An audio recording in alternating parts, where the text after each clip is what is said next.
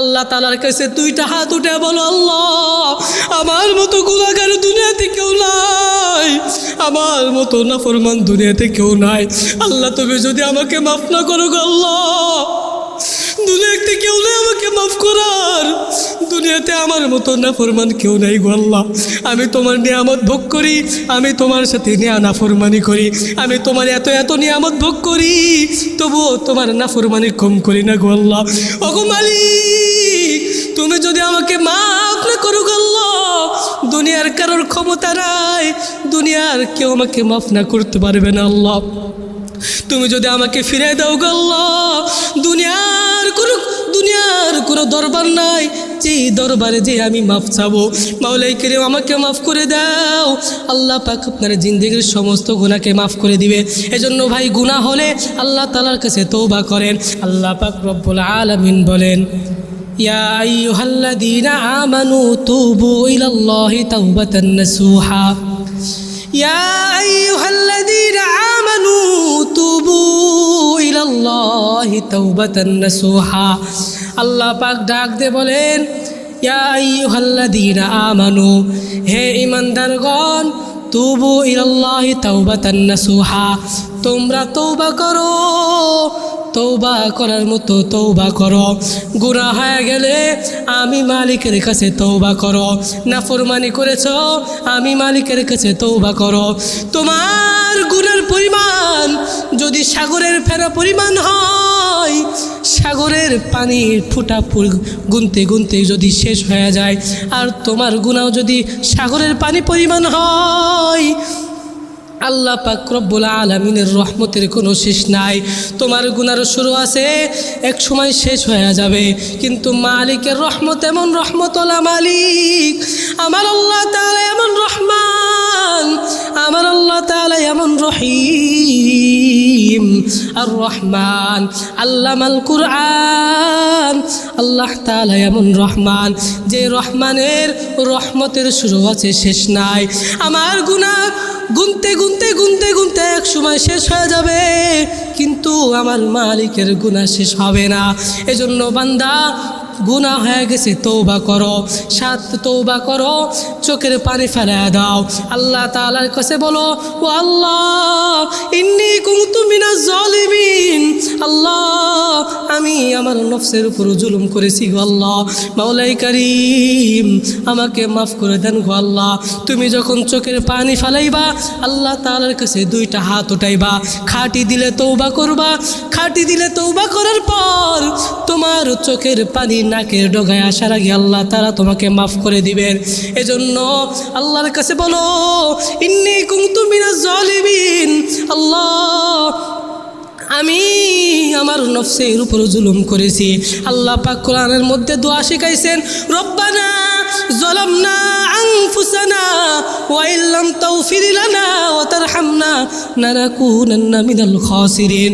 তোমার গুনাহ হয়ে গেছে, আল্লাহ তাআলার কাছে তওবা করো, আল্লাহ তাআলার কাছে বলো, রব্বানা যালামনা, আল্লাহ আমি জুলুম করেছি, রব্বানা যালামনা আনফুসানা, আমি জুলুম করেছি আমার নফসের উপরে, ওয়া ইল্লাম তাগফির লানা, আল্লাহ আপনি আমাকে মাফ করে দেন, ওয়া তারহামনা আমার উপর রহমত নাজিল করেন।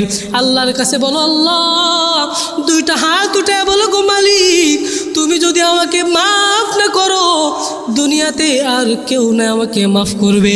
মাওলাই করিম তুমি যদি আমাকে মাফ না করো গো আল্লাহ, তুমি যদি আমাকে ফিরে দাও, আমি কার কাছে যে আল্লাহ মাফ চাবো।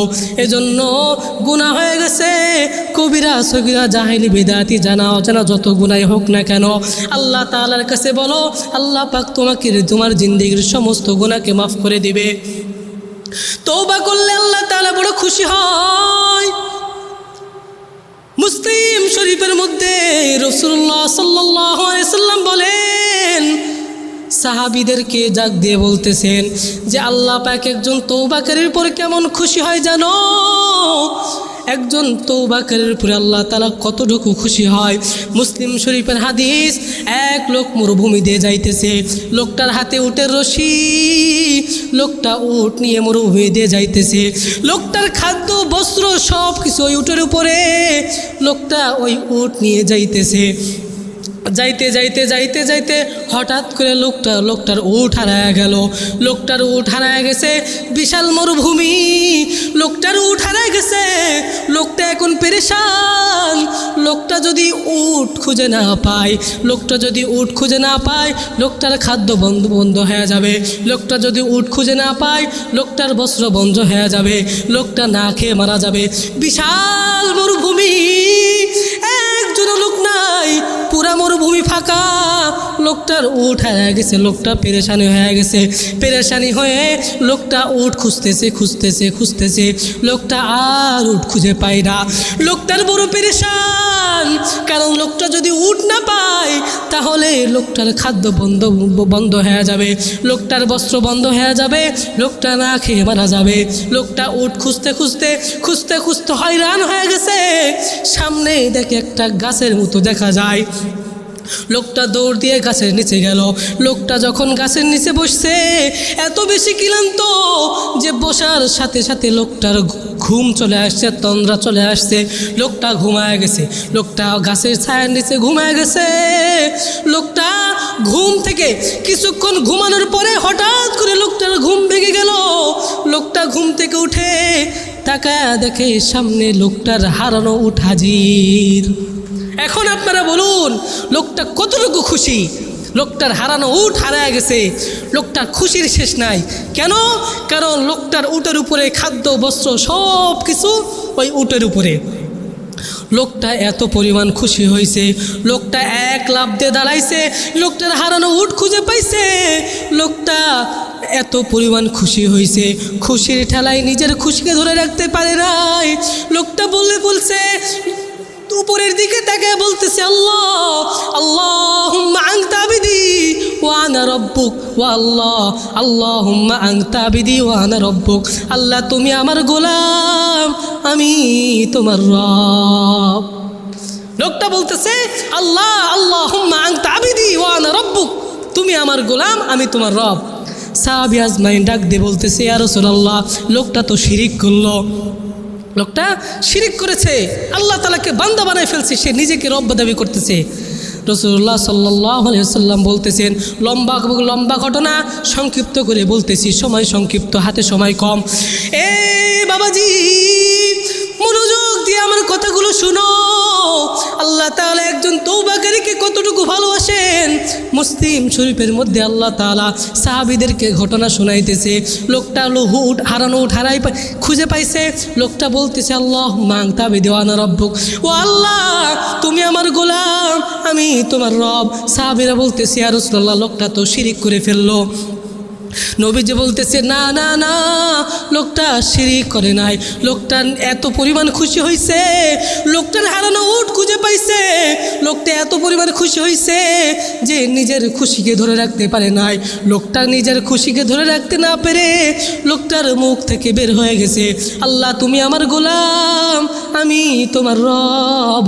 আল্লাহ রাসূল সাল্লাল্লাহু আলাইহি ওয়াসাল্লাম বলেন, আল্লাহ তাআলা তার উপর রাগান্বিত হয় নাই, বরং আল্লাহ তাআলা তাকে মাফ করে দিয়েছে। নবীজি বলতেছে, সাহাবী, লোকটা নিজের হারানো উট খুঁজে পাইছে। লোকটা এত পরিমাণ খুশি হয়েছে যে নিজের খুশিকে ধরে রাখতে পারে নাই, যে নিজের মুখ ওনার জবান থেকে বের হয়ে গেছে, আল্লাহ, তুমি আমার গোলাম, আমি তোমার রব। এত পরিমাণ খুশি হয়েছে। আল্লাহ রাসূল বলেন, যে ব্যক্তি গুনাহ করার পরে তওবা করে চোখের পানি ফেলায়, আল্লাহ রাসূল সাল্লাল্লাহু আলাইহি ওয়াসাল্লাম বলেন, লোকটা গুনাহ করলো আবার তওবা করলো, আল্লাহ রাসূল সাল্লাল্লাহু আলাইহি ওয়াসাল্লাম বলেন যে ওই লোকটা যত পরিমাণ খুশি হয়েছে, হারানো উট খুঁজে পাওয়ার কারণে যতটুকু খুশি হয়েছে, তার চাইতে 1000 গুণ বেশি খুশি আল্লাহ পাক একজন তওবাকারীর উপরে হয়। ইয়া ইলাহি তু মেরা মাবুদ है, या इलाही तू मेरा माशूक है, या इलाही तुझको मुझको देख कर, या इलाही तू मेरा माशूक है। এজন্য ভাই গুনাহ হয়ে গেছে, আল্লাহ তাআলার কাছে তওবা করো। গুনাহ হয়ে গেছে, সকালে নাফরমানি করছো, রাতে আল্লাহ তাআলার কাছে তওবা করো। রাতের অন্ধকারে গুনাহ করেছো, আল্লাহ তাআলার কাছে তওবা করো। শেষ রাতে উঠিয়া 2 রাকাত 4 রাকাত 6 রাকাত তাহাজ্জুদের নামাজ পড়ো। নামাজ পড়ার পরে দুরূদ ইব্রাহিম পাঠ করো, দুরূদ শরীফ পাঠ করো, আল্লাহ তাআলার প্রশংসা করো। আল্লাহ তাআলার কাছে 2টা হাত উঠে বলো, আল্লাহ আমার মতো গুনাহগার দুনিয়াতে কেউ নাই, আমার মতো নাফরমান দুনিয়াতে কেউ নাই।